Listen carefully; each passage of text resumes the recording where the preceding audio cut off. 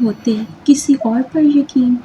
میں سوچتی ہوں 950 سال حضرت نوح علیہ السلام نے تبلیغ کی اور پھر صرف چند لوگ ان پر ایمان لائے، اور چند لوگ آخر کس لیے اس کشتی میں سوار ہوئے، اور وہ کیوں ایمان لائے، اور ایمان لانا ہوتا کیا ہے؟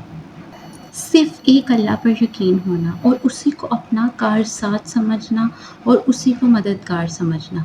اگر ہم اللہ کے علاوہ کسی ایسے انسان پر یقین رکھتے ہیں کہ یہ ہمارے ساتھ ہے تو سب کچھ ٹھیک ہے، اور اگر یہ ہمارے ساتھ نہیں تو کچھ بھی ٹھیک نہیں، تو کیا یہ اللہ پر یقین رکھنا ہوا یا اللہ پر ایمان لانا ہوا؟ قوم نوح جیسے طوفان ہماری زندگیوں میں ہمارا ایمان چیک کرنے آتے ہیں۔ حضرت نوح کے بیٹے نے کہا تھا کہ اگر طوفان آیا تو میں ایک لمبے اور مضبوط پہاڑ کی چوٹی پہ چڑھ جاؤں گا اور یہ مجھے بچا لے گا۔ مطلب اس نے اپنا کارساز ایک پہاڑ اور اس کی چوٹی کو بنایا ہوا تھا، اور جب طوفان آیا تو وہ پہاڑ چوٹی تک ڈوب گیا۔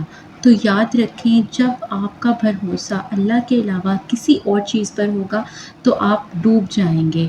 تو جب کبھی زندگی میں ایسا ہو کہ ایسا شخص جس کے بارے میں آپ یہ سوچتے ہوں کہ یہ آپ کو چھوڑ کر چلا جائے گا، تو آپ کی زندگی ختم ہو جائے گی، تو آپ کی کوئی سائیڈ نہیں لے گا اور وہ ہمیشہ آپ کا ساتھ دے گا، تو آپ بالکل ٹھیک رہیں گے، تو یہ آپ کی سب سے بڑی غلط فہمی ہے۔ وہ انسان آپ کی سائیڈ پر کھڑا رہے گا اور ہمیشہ آپ کا طرفدار رہے گا، اور اگر ایسا ہو کہ وہ انسان کبھی آپ سے ہٹ جائے، آپ کی سائیڈ نہ لے اور آپ کی طرفداری نہ کرے، تو پریشان مت ہوں، بلکہ اللہ کا شکر ادا کریں کہ اس نے آپ کے ایمان کو خالص کر دیا۔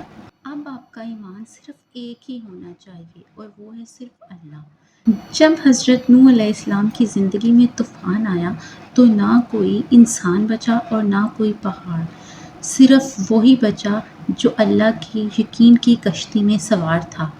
باقی سب کچھ ڈوب گیا، تباہ ہو گیا۔ اسی لیے صرف اللہ پر یقین رکھیں، صرف وہی آپ کو بچا سکتا ہے اور وہی آپ کا مددگار ہے۔ وہی صرف برے سے برے حالات میں بھی راستہ نکال سکتا ہے۔ زندگی میں بھلے کتنے ہی بڑے طوفان کیوں نہ آ جائیں اور کتنی ہی مشکلات کیوں نہ آ جائیں، آپ کا یقین اور ایمان صرف اللہ پر ہونا چاہیے۔ صرف ایک بار اس پر یقین کر کے تو دیکھیں، صرف ایک بار اپنی زندگی میں آنے والے ہر طوفان سے اس کو بڑا سمجھ کر تو دیکھیں، تو چوٹی تک آیا ہوا طوفان بھی آپ کا کچھ نہیں بگاڑ سکتا۔ اللہ کے یقین کی رسی کو مضبوطی سے تھام لیں تاکہ آپ کا کوئی کچھ نہ بگاڑ سکے، اور جو آئے طوفان ہیں وہ بھی تھم جائیں۔ آخر میں ایک شعر عرض کروں گی، جو اللہ کی ذات پر یقین رکھتے ہیں ان لوگوں کے لیے معجزے بھی اسی دنیا میں ہوتے ہیں۔